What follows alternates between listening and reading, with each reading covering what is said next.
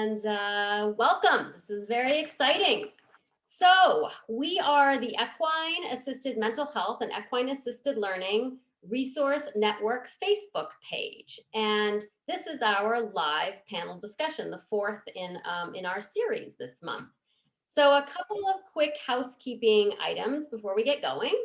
So the first thing is check out the chat feature on the right-hand side of your screen.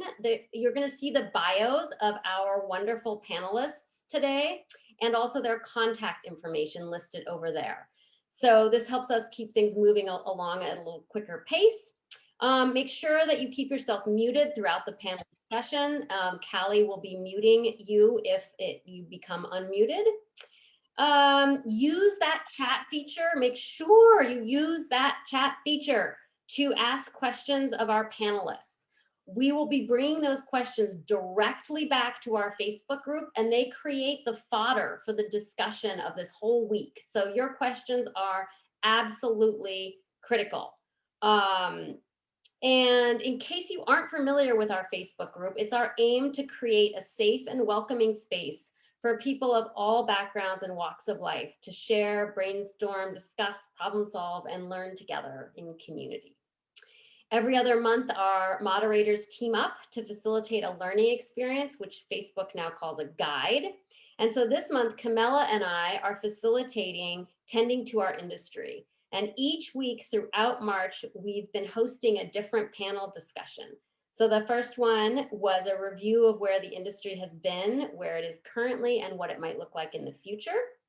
Then we went on to provider competency. And then last week was developing ethical, sustainable, and diverse practices in equine-assisted mental health and equine-assisted learning. And then today, our topic is the welfare of our equine partners. And we'll wrap up the month with next week's call, which we're calling the Gathering, where we're bringing back almost all of our panelists, I'm very excited to say, and the rest of our moderators from our Facebook page for a really, I think, exciting, in-depth conversation. So make sure you join us for that. All of these things are recorded. You can find them on our Facebook page. Let me know if you have any questions. So without further ado, please welcome Dr. Susan Fay, Chris Irwin, and Nina Ekholm-Fry. So big round of applause for them.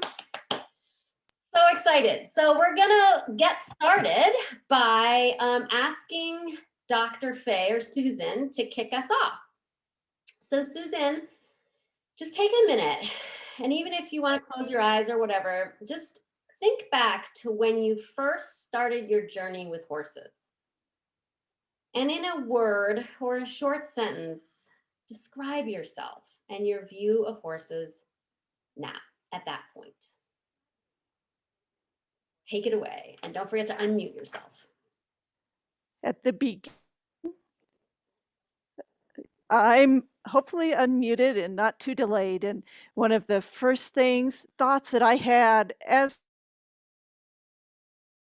obsessed with horses. And as I went through life, I've kept that obsession. So now I would say I am still obsessed with horses, but with a different focus on that obsession. And that focus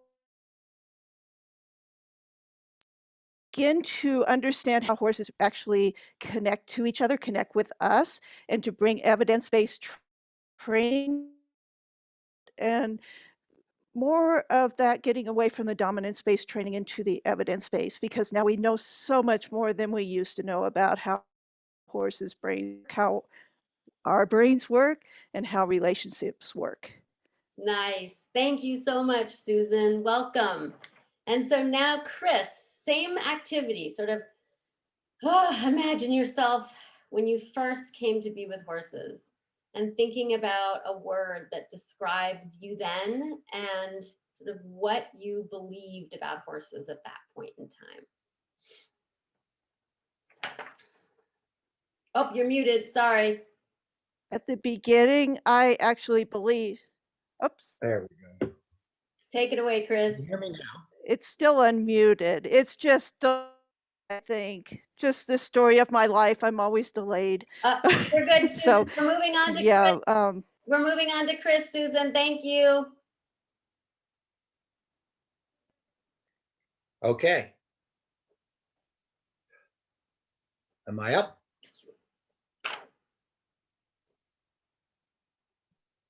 You are up, Chris. Take it away.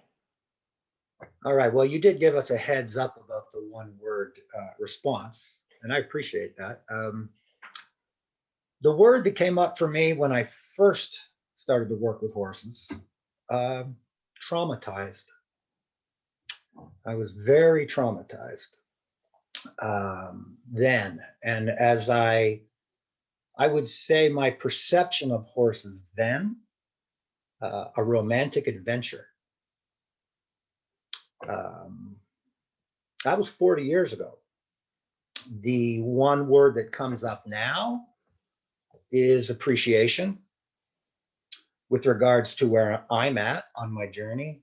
And my perception of horses now is responsibility to what we're here to even talk about, to increase awareness for their well-being and what their deepest, most authentic needs are.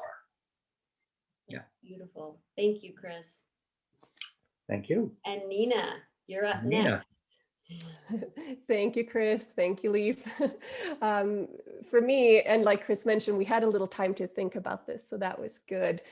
For me, the word that comes up from almost, again, 40 years ago when I was a little bitty child was comfort. I grew up with horses. Our family had stables in Northern Europe, and I felt comfortable around all kinds of different horses in all kinds of settings.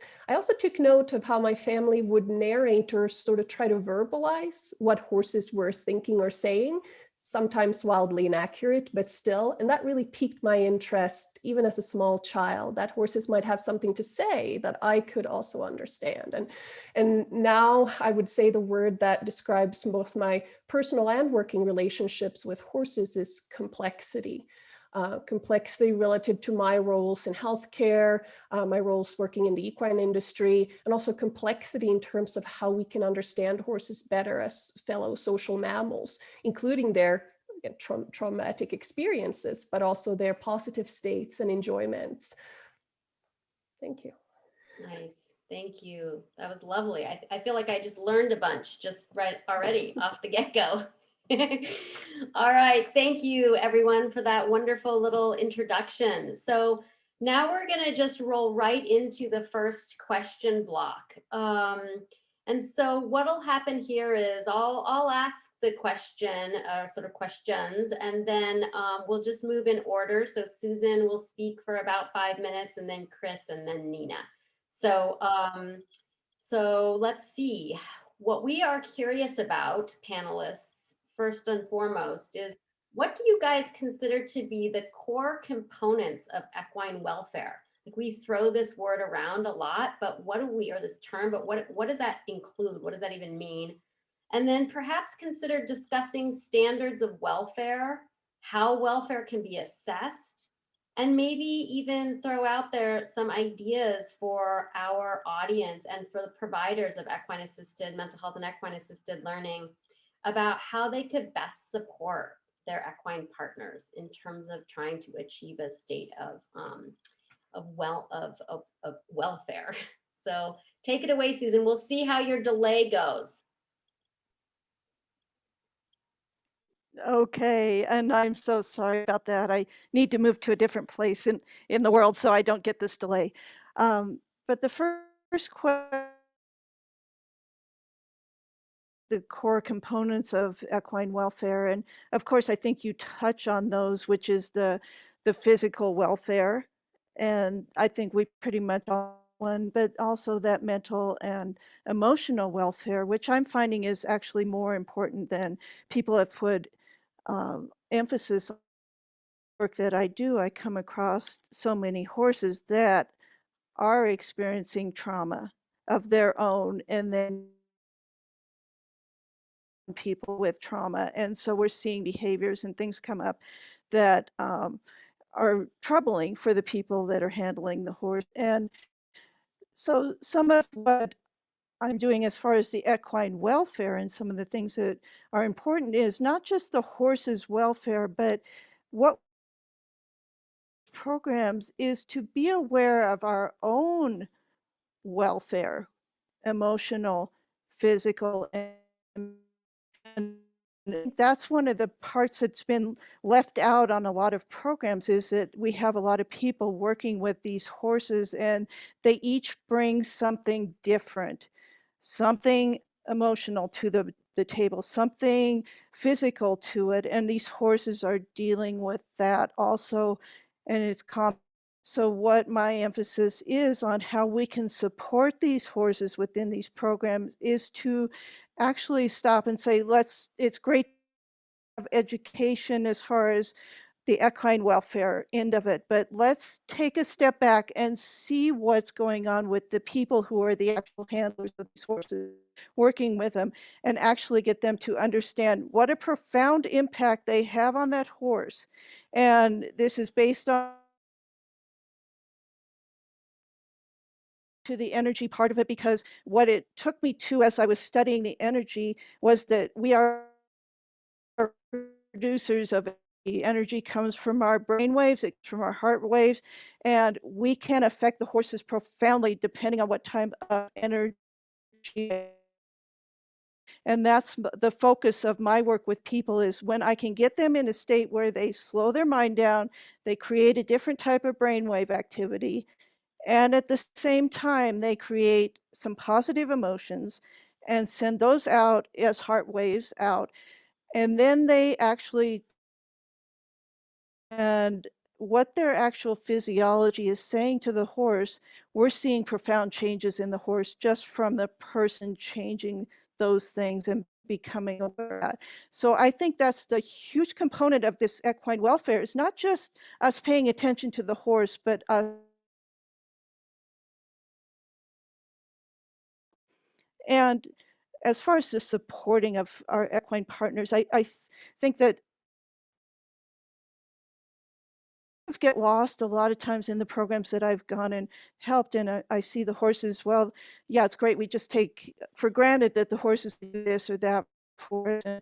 And one of the things I did in one of the programs I went to help with is the horses were starting to get behavioral issues come up, and they were biting or nipping at the people or not to lead, and just having some even shut down type of behaviors and not wanting to engage. And I went in and said to the people, it's like, here's what we can do to help support these horses in this difficult work that they do is that we can support them by changing our physiology, giving them support through that. And what I mean by that is I will change, like I said, let's just change your emotions and let's make it positive, and the horses respond immediately to that. It seems odd, and I've done this a long time. It's just saying to them, your job as a handler or someone that's horse in this capacity is that you need to be this place where that horse can go for support, comfort, and joy in its work.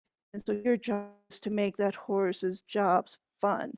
And through the different programs and the ways that I work with people, you'll see the change in the horse going from, wow, it's if the person just adds a little bit more fun to the program, the horse goes, oh, you mean it's fun and I have safety and I have support and someone I can do for that, even though I'm doing this difficult job with a person here that is not, has some challenges emotionally or mentally. And so I think that's one of the biggest ways that we can continue to help our horses and support them in this work, and it's being aware of ourselves. Nice. So Thank you I'm so much. hoping I You, got all your questions. well, you Thank ended you. exactly on Thank the you. second. And Okay, let's see if we can do this. Chris, you're up. You good, Susan? Yes. there you go. Go ahead, Chris. Yay. Well, thank you. I have to say, unfortunately, Susan's audio was cutting in and out for me, so I only got about half of what she had to say. But I couldn't agree more with the gist of what she's saying, and I'll just continue with that. As you know, Leith, my feelings on this when you asked me to write the foreword for your book. I saw in a chat a few minutes ago, Alicia saying that this subject about their mental and emotional well-being of the horses has been discussed a lot lately. Well, some of us have been beating that drum for a long time. I would like to start with, there is no shortage of information out there about the physical welfare and well-being of horses. It would be moot for me to go there. The evolution needs to be in our understanding of their mental and emotional, psychological well-being. And in that regard, I often start my workshops with my students with this question. What are we even asking of horses? Emotionally, psychologically, what are we asking of them? And the answers that come back are always the typical cliches of respect and trust, cooperation, willingness. I say yes, but those are practically a means to an end. And what I want to start with is that we're asking the horses through our experiences, whether you're a rider, equestrian, or you're doing some kind of equine assisted program, we're asking them to allow us to lead their vulnerability into the unknown. And so the first one that comes up is when we load a horse into a horse trailer, we know where it's going. They don't. We can have a discussion before an equine assisted session, and Leaf can say to the new student, Mary, that I'm going to ask you to go do this specific exercise with a horse named Joe. So Leaf and Mary know what's about to happen. Joe doesn't. So we have this ethical obligation that we're leading their vulnerability while we're trying to be of service to people. And I'd like to just hold that and then bring in this analogy that I have. And this can be tough sometimes for people to hear, but I would call this analogy, the road to hell is paved with good intentions, because it's an industry ripe with good intentions. But as we just heard from Susan, there's a lot of stressed horses, angry horses, resentful horses. It's a sad irony when you're in an equine assisted program and the horse is trying to bite the person. This is happening. So the analogy that I use here is the child and the kitten, because too many people in our industry believe that as long as you have kind, loving intentions, it's okay to do what we're doing. And I say, no, it's not. The road to hell is paved with good intentions. When a child is, and hear these words, please, when a child is loving a kitten, the intention is truly honorable in both the mind and the heart. But we as adults can see how often that kitten is not loving the loving. And the kitten will scratch or bite the child. And that kitten is scratching or biting the child to get away from it for the same reasons our horses are biting or shutting down. And it's simply because of all these cliches, they're true. It's about body language. It's the temple of the soul. And people's energies, as Susan was just talking about, coming out of their bodies are too often just not working with the horses, not working for the horses. So much of this experience, as we know, ends up being at the expense of the horses. So I know a question coming up is, how do we recognize burnout? And I would just raise the bar and say, what do we need to learn to prevent it, so that horses are coming out of these equine assisted sessions physically and mentally healthy, that they don't experience psychological, emotional stress while we're trying to be of service to other people. So that's raising the bar of the cliche understanding of the language.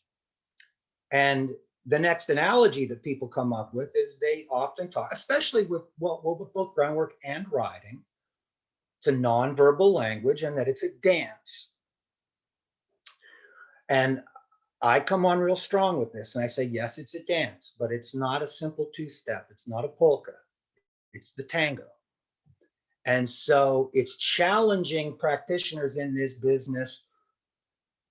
Healer, heal thyself. A lot more knowledge and skill, competency and skill developed for working with the psychology and the body language of horses so that they are actually flourishing in our programs and not at the expense of miscommunication. So I will now pass the reins over to Nina. Thank you, thank you. So the question had three parts, what is equine welfare? How might we assess it? And what can practitioners who include horses in services, really do to support best practice here, to support horses that they work with and live with in most cases. And the good news is that generally speaking, welfare assessment for other animals than humans, because we're also an animal, obviously, whose welfare we need to assess, as we've heard so strongly here to this point.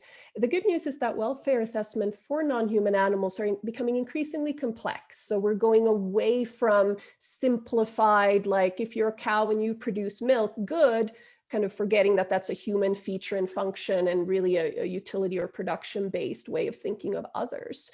And we're moving into these more complex multi-domain approaches to welfare and taking the individual's appreciation of or experience of the setting or whatever's going on into consideration. So different domains that Susan touched upon: nutrition, environment, health, and behavior, and then the affective state or the mental state. How does the individual interpret opportunities and risks or disadvantages relative to these domains? And when I think about professionals who work in this area of including horses in human services, I tend to break it down into two areas: looking at the horse's living environment and looking at the way that horses experience the interactions with humans. And within that is, of course, the human's own self-management and own state as that affects them.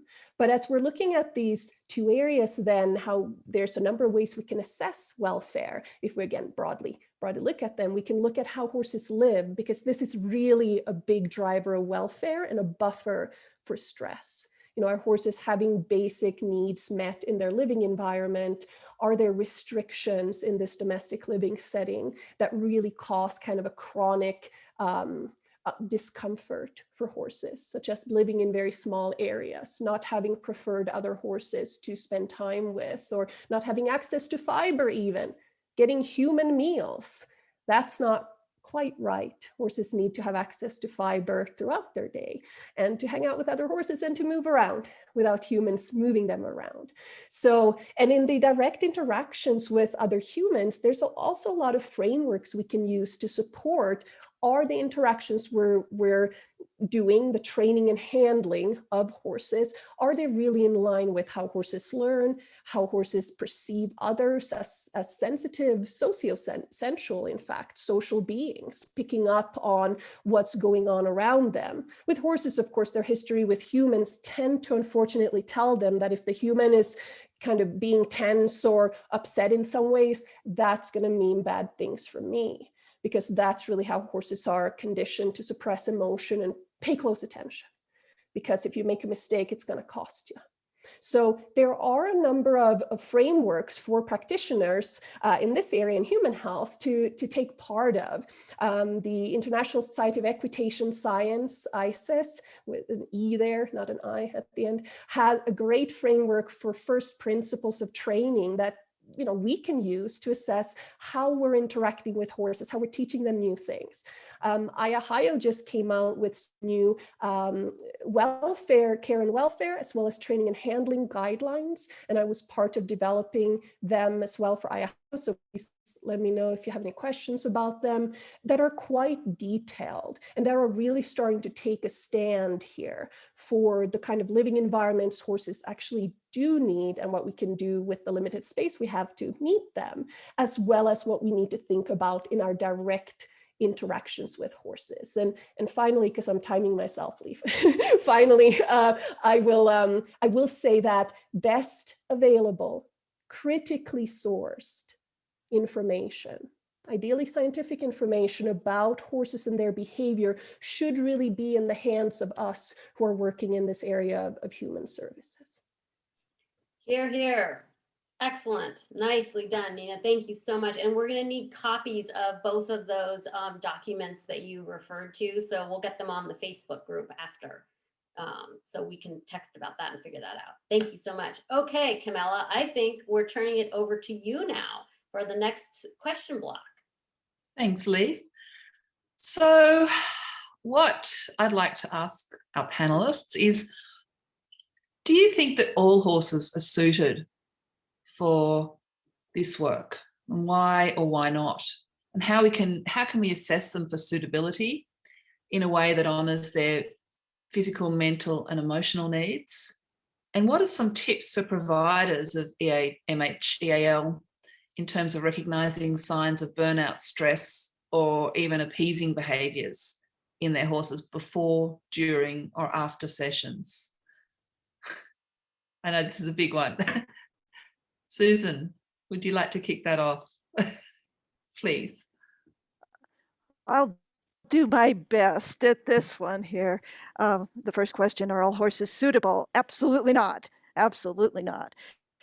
And and what I've seen just from my experience, and I don't work in this industry all the time. I mostly work with people and their own horses, do trainings for some of the programs. But what I see is for a lot of programs that they are getting in horses because the horses are donated or the horses are older and this is their next life. And I always kind of feel bad for those horses sometimes because that's not necessarily what those horses needed to go to next. A lot of these horses that I'm coming in, and one of the very first things is I'm seeing such a tremendous trauma load. It's like they get these horses in that the person says, look at this bomb-proof horse. He does all this, he can. Well, that's just, as you all know, is a checked out horse a lot of times. It's not that he's necessarily to a point where he can endure that work for a certain amount of time. And I look at those horses and I think, wow, that's your next life, is you endured here and now you endure here. And how can we, instead of taking those horses and putting them in another situation where they're just more trauma, because if they already have a load of trauma and then they're working with people with trauma and things like that, it's just this compounded trauma they're experiencing, and what life is that? And that gets back to that first question, what is the welfare of that horse in a situation like that? And it's hard because, like I think we all talked about, everybody wants us to, we're coming from our heart in this work and we're trying to do the best thing, and then that horse slips through the thing and it's like, well, we didn't pay attention to him in this work that we're all doing. A lot of my research on humans was in regards to adverse childhood experiences and its effect on mental and emotional health later in life.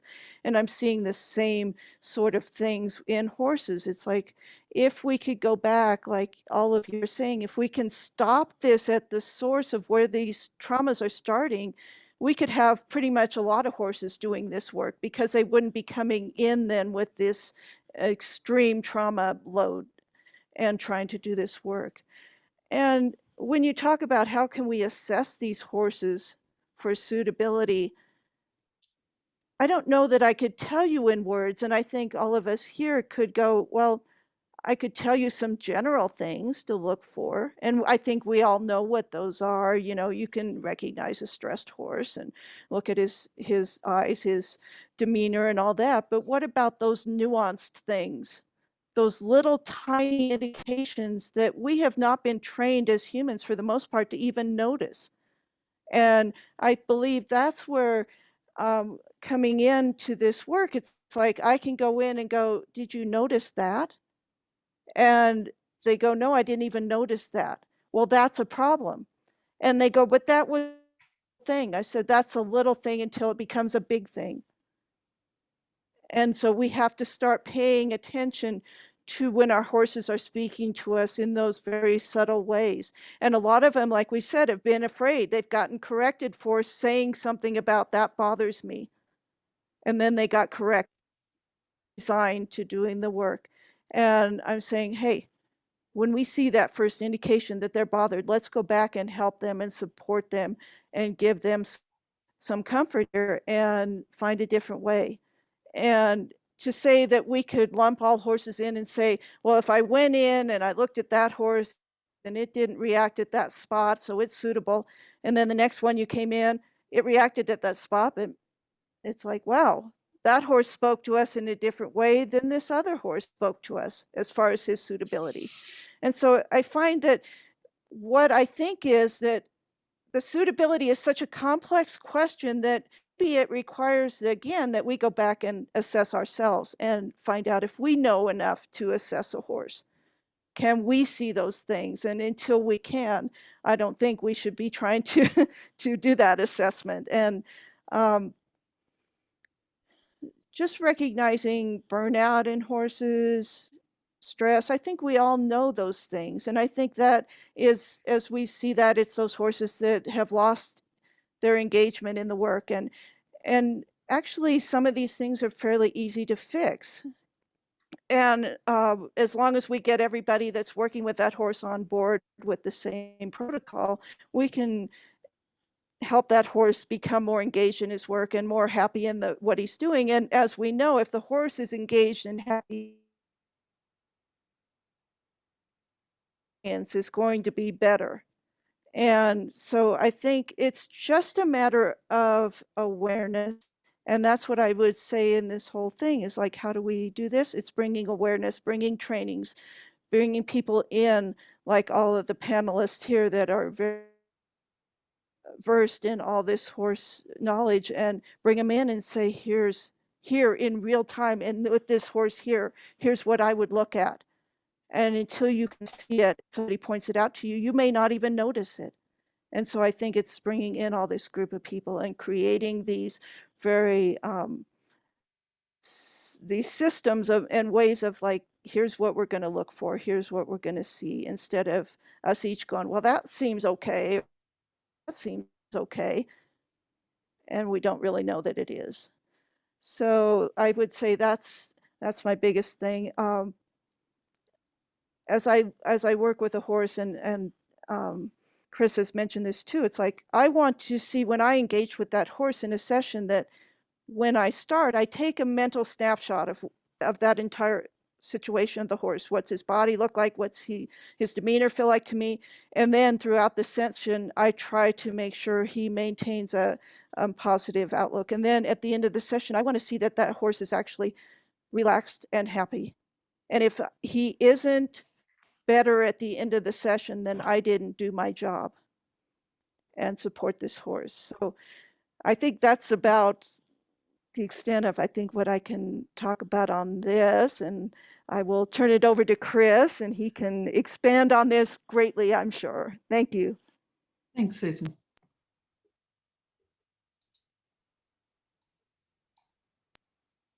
Okay, Chris, I'm ready. are you ready to go? Take it Let me away. just set my Thank you. timer. Yeah. Okay.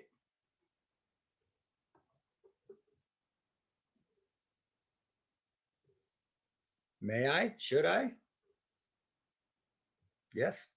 Okay.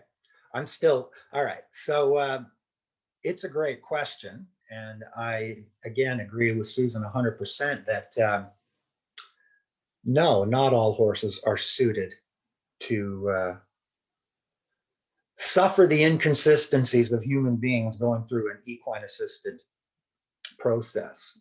From there, I would believe whether or not a particular horse is suitable would depend upon the nature of the program, the process. Some people are doing, some facilitators do have a practice where the students are not physically as interactive with the horses. Some of us, a horse, for instance, is turned out in the round pen and you're doing your own energy work outside the round pen in proximity to the horse, but not actually interacting directly with the horse. Others are much more hands-on with the horses. So depending upon how directly interactive and how hands-on the students are with the horses will depend upon whether or not a horse is forgiving enough to work with these people. Susan, again, was spot on when she mentioned where so many of the horses in equine assisted programs are coming from. They are a lot of times the last chance horses. They are the horses people don't want anymore for physical reasons or behavioral reasons. So for a lot of larger programs, they're already at a disadvantage because these horses come with so much baggage. I saw a question earlier came up in the chat about horses starting out with, shall I say, an innate curiosity. And wouldn't it be best if horses in our programs were naturally, genuinely curious? And I believe, from my experience, that most of the horses are to begin with in life, as are puppies and kittens and little children, until human beings come along and give them a reason not to be curious and inquisitive and friendly. That term in education, learned helplessness, is there in a lot of horses. One of the things we've been talking about here is diagnostics. I truly don't know a whole lot of practitioners who at a glance can tell the difference between a quiet, content horse or a sullen, shut down horse. There is a big difference in how to respond to those horses. And again, the question of suitability. I believe that there can be a potential role for any horse to, quote, earn its keep within an equine assisted program. But that depends upon, again, the facilitator's knowledge, competency, ethics, decision making. I work a lot with first responders and combat veterans. And in the process, I will sometimes work with a highly traumatized horse in a demonstration. I will. I don't ask them to. And the purpose of that demonstration is to create buy-in. I'm gonna use a trite term, to create some wow effect for the practitioners, because they're skeptical coming in. And when they see with their own eyes a transformation, a radical transformation, when they can see in one 45-minute session that a horse who came in, and I'm working with it for the first time, and it is frightened or angry, serious issues to the extreme, and yet 45 minutes later, I've earned its respect and trust, and it's appreciating me. And non-horse people with their own trauma can see the transformation. Then they are more willing to say, yes, of course, I don't want to go in and do what you just did with that horse, but I just saw an actual change. And so a question that comes up is, how much of a program is relying on, well, we pet horses and we feel a little of our oxytocin and we talk in metaphors. If that's all the program is doing, then just have non-threatening horses for people to pet and feel a little oxytocin with. But if the program is truly interactive and hands-on, and people are actually having to learn about how to change their behavior to be of service to a horse, well, now you need to be much better at picking the appropriate horses. And so, no, not all horses are cut out for this, but I believe almost any horse can play a role in this somehow, depending upon the facilitator's competency and the facilitator's intention and the facilitator's program, how they run it. I now pass the reins to Nina. Thank you so much. I've tried to stay active in the chat here too, multitasking. All right, Yes. I'm starting my timer. Yes, the question was, are all horses suited for the work? How do we assess suitability? And what can practitioners do to recognize stress and negative states, but also to, I would add, promote positive states and recognize content states without conflating them with what we think is happening? Because I'm happy, other animals should be happy. We see this anthropocentric, human-centric assumption in things like horses in various sports endeavors, or horses as part of circuses even, where humans feel entertained and are not quite thinking that maybe not everybody's having a good time. So, echoing what both Susan and Chris have said, when it comes to the question, are all horses suitable for this work? Conceptualization of the role, the work role, because we are including horses in our labor, even though they're not necessarily perceiving this as labor, they're keeping on living and more humans interact with them in different ways. But conceptualization of work role is really so important. And also conceptualization of the service and the horse's interactions within that service. This is something that we talk a lot about in the postmaster's program I lead specifically for therapists, conceptualization of the horse's role in psychotherapy in a way that's healthcare aligned and appropriate for the therapeutic environment.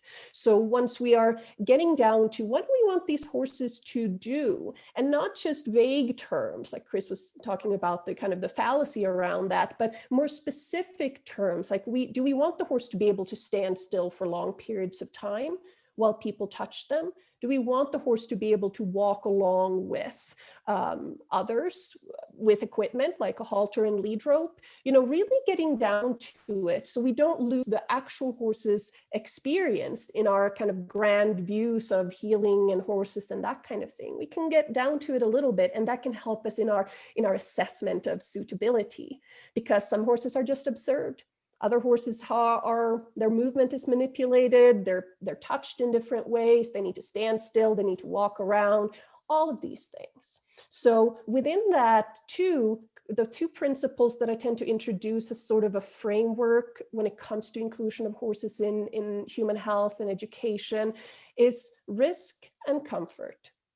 So how much risk do I assess as a practitioner is present, emotional risk and physical risk, for the horse and for my clients or participants? So I'm kind of using that as a general scale that we could get more, detailed around, but just in the context of this short answer here. So how much risk is present? How much predictability can I ensure for everybody in my either treatment environment or my learning environment? And if I'm finding that because of the history and experiences of a particular horse, to no fault of their own, that they are, experiencing things quite differently, or there's quite a big variety here, I might assess that both their emotional risk can be quite high, as well as that of my participants if I'm the provider. And the other area is then comfort. How comfortable, how much positive states can I facilitate in everybody who's part of my treatment or learning environment? Is it possible for that horse to really get real comfortable in the way that I'm working? So I want to balance, and there's no absolutes here. And in some ways, we're kind of talking about a harm reduction model here, where we're not going to eliminate stress, we're not going to eliminate some discomfort in anybody in any setting, but we're kind of trying to keep risk low and discomfort low and comfort as high as possible. And finally, when it comes to recognizing these signs of stress, like Susan was speaking to, a lot of folks have never been taught to ask horses about how they feel, or horses to even express that. We see that in competitive riding, we see that in any area of the equine industry. So really zeroing in, especially on facial expressions, which have been even found to be more nuanced than some of the biomarker studies, that facial expressions of horses give us even more information if we learn how to read them. And we have a lot of research and mapping to support us in that, both positive and negative states, that is.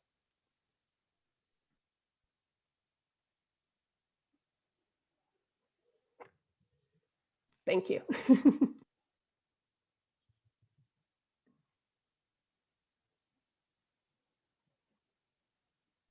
Do you want me to take it away, Camilla? Oh, she's muted. There she is. Oh, we can't hear you. You're muted. Come back, Camilla. Yeah, I think we're a bit ahead of time. I think did we get to address the concept of consent Well, here? yeah, so I was just thinking, I just put it in the text, Camilla, and we have some of that coming in that last conversation. But Right. I did wonder, I mean, it is a really, really good topic, and there's been a lot of talk on our Facebook page about it. So Yeah. I would say if you think that's a good direction, Camilla, and our panelists agree, we could talk a little bit about it today, just as a beginning. Yeah, I think that's a great idea. Take it away. Susan, Chris, Nina, if you're happy to speak to the concept of what does the horse offering consent look like? Genuinely offering consent look like to each of you? It's a big question. Susan, would you like to kick off that response? I'll And I'm sorry, Susan, I'll jump in, and because I don't. Oh, sorry, I was just going to say we don't have a whole lot of time, so just maybe, a couple minutes each person. Thank you.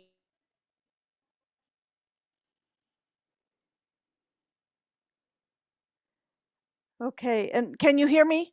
Because I think you guys just okay. Just quickly with consent, I just look at the horse's overall demeanor, and that gets back to that awareness of like and we talked about that. How can you tell a content, happy horse from one that is stressed? And I think that's the role of the person that handler is to monitor that horse throughout the program and throughout the work in that day, and just keep a close eye on, is the horse showing signs of stress? And then what can I do to help it? So I think that horses are very happy to hang out with us and do things with us, but our job is to keep them engaged and happy.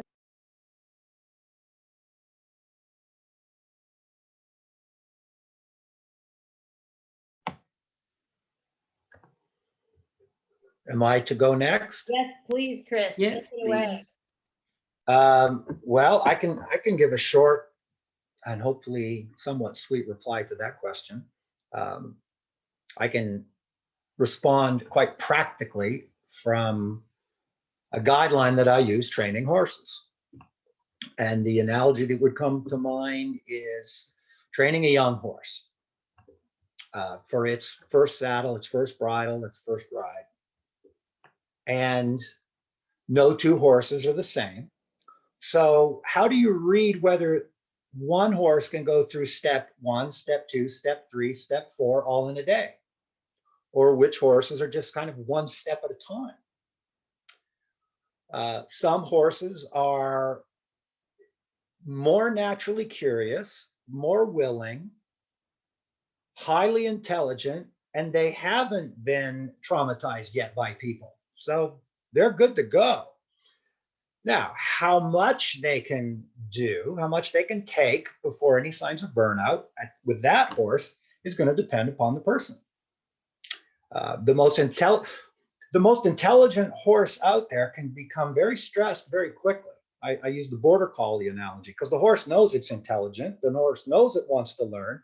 The horse is trying to take in all the data in its environment, but the data doesn't add up because the person miscommunicates. So the standard that I use is this: will the horse keep coming to me? So for instance, if I, through my groundwork, felt it was ready for the first surcingle, the first girthing, or the first saddle, and I got it on, and it all went well, no issues, no stress, and I took it off, then I'll walk away 5 meters. Does the horse come to me? If the horse comes to me, it's saying, give me more, go to the next step. But if a horse who was coming to me when I step away, willing to follow me, is no longer coming to me, then I know that horse is telling me that's enough for today. 4 + 1 is 5, got it. I'm not ready for what's next. So it can be as simple as that. Is the horse willing to come to school? Is the horse willing to come to you for the next lesson? If it doesn't want to come to you, no, don't keep going. That's it.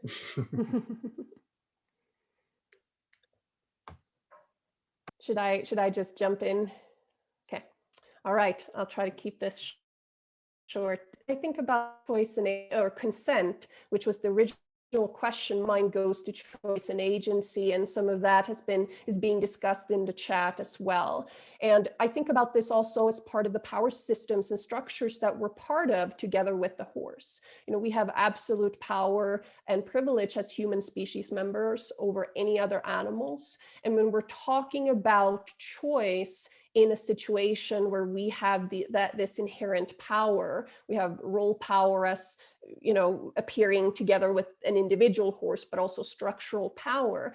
It's hard, and I think Katarina Felicia was saying this in the chat as well, it's hard to really discern or talk about choice sometimes if we forget that there's a larger power structure at play here, and some choices that have been created through previous learned behaviors, or some behaviors that have been created that look like choice. So I think about it a lot from an agency perspective, like having agency, having a capacity to act, or feeling like you have a capacity to act in that setting. And I think about this too from a trauma-informed care perspective, where, you know, you might be the person who has both role power and also structural power over, say, youth who are living in a residential treatment setting. But you can still within that not pretend that the youth who might be, you know, living in a kind of non-voluntary setting, you're not pretending that they have just all the choice in the world, and et cetera, et cetera. You're not kind of giving up or pretending that that's not true, but you're still facilitating agency in the moment. So it requires a lot of self-reflection too when we talk about consent and choice and agency, so we don't forget the actual structures that are in place, and that way we can facilitate health within them by doing some sharing of power. Totally agree. Absolutely, 100%, Nina. And I think that's going to be a really important piece of the discussion throughout this week, is kind of bringing together all these pieces you guys have talked about, from understanding ourselves. I mean, what you're talking about just sort of loops right back around to where Susan started us. You know, each one of you today has spoken about the dire importance of really thinking bigger, you know, and thinking outside of the sort of myopic, you know, sort of understanding of equine welfare, and instead going back a bunch of steps and looking at, you know, the big picture of what it really means to take into consideration these structures of dominance and hierarchy and privilege, and ourselves as directly impacting our equine partners, and how do we manage ourselves and deal with ourselves in the relationship between the horse and the human. And then the intellect and the sensitivity of horses that you guys have, Chris especially, has spoken to, but all of you guys have spoken to, that we miss so much of the communication that is present and that's available to us to learn from. So absolutely beautiful, beautiful conversation. So very briefly in closure, we'll give everyone just a minute, a second to go around and just share your quick little vision. Like if there's something, it's a word or it's a sentence, it's your hope or your vision for us moving forward as an industry. So we'll start with Susan and go right on down the line. Thank you so much.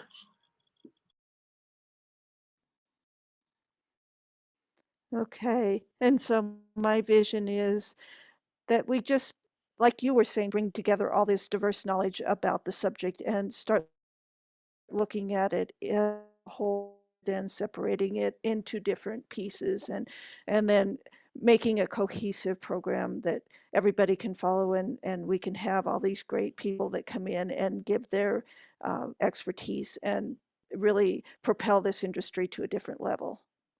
So that's my vision. Thank you. Take Love it away, Chris. I agree. I believe to raise the bar is to evolve past just speaking with metaphors. As I mentioned before, my perception of so much of what's going on out there is this combination of, well, people feel nice. They feel better when they get around horses, that physiological effect. And the combination of, well, while I'm petting the horse and someone's telling me a meaningful metaphor, it makes sense and I feel great. Problem is 3 days later, when they don't get the oxy from the horse, the metaphor is meaningless. So I would like to see the industry evolve into a real practice where the intention of people going to work with horses is a self-discipline for the person to be who the horse needs them to be. That's the personal discovery. That's the healing. That's the growing. That's the learning. Who do they need us to be rather than us dumbing them down to just be props and with metaphors? So that's my take on it. For the healer to heal thyself and get a whole lot more real about what the horse is experiencing, and serve our clients by showing them the respect and empathy that we're there to serve the horse. Great. Thank you, Chris. I'll go briefly here to keep our promise to the hour. I think my wish when it comes to folks who work in education and learning industries, who work in healthcare industries, and who then include horses into their professional work is that us from these different areas should be really excellent at understanding horse behavior, welfare, communication. We could be really, together with a very small subset of equine scientists who study behavior and welfare assessments, we could be the folks who really keep an eye on the latest, who really push things forward when it comes to the mental health and well-being of horses. And we can do this if we take the mindset that's common, for instance, in healthcare called evidence-based practice. It's a process where a person who engaged professionally looks at the best available research, critically sourced research information, looks at themselves, their own capacities, also looks at the needs of the individual in front of them. Sorry, that was my timer. And that, stop. We want you to, hopefully nobody gets wake up alarm call associations. I do anyway. But anyway, in short, that we use these kind of formal processes of seeking out best available information and critically sourcing it. And we're the folks who are very well positioned here to join in with equine scientists, equine behavior scientists, and move things forward. We can do it. Love that. That's beautiful. Ah, what a conversation, you guys. I wish we had hours and hours to spend with you. I just feel like we touched the tip of the iceberg for each one of you. You guys have so much knowledge and so much wisdom and so much information that's so invaluable to all the people out here that are wanting to do this work. And it's kind of like what Susan said. I mean, how do we find a way to get the knowledge that's inside of you guys' heads out into the rest of this industry in a way that is effective and that has the depth needed to essentially do what you guys are talking about, which is take this really seriously, get really serious about your own work, like Chris said, doing your own healing, like Susan said, learning about ourselves, and then Nina, what you're talking about in terms of really understanding these equine partners. This isn't simple and it isn't quick. It's long and it's yeah. So thank you all so much for everything you shared today, and thank you so much, Camilla and Callie, for all your support, and thank you to our amazing audience for being here.